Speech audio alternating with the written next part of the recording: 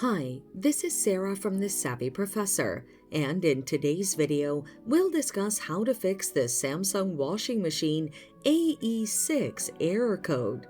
But first, what does AE6 mean? This error code indicates a communication problem with the PBA modules.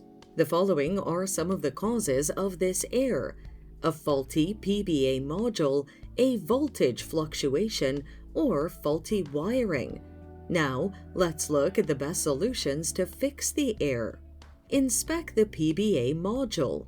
Before attempting any repairs, first try to turn off your washer. Let it rest for 10 to 15 minutes and power it back up. If this doesn't clear the error, here's what to do. Unplug the washer from the power supply and remove the back panel to access the PBA module. Inspect the module for damage, like burns, corrosion, and loose connections. Replace damaged parts with new ones. Reassemble the parts and power up the washer. Voltage fluctuations. Voltage fluctuations can cause significant damage to vital components of your washer. To fix this, inspect the power supply outlet for damage. Replace it if it's damaged. Avoid using an extension cord with the appliance. Use a voltage regulator to help stabilize the power supply.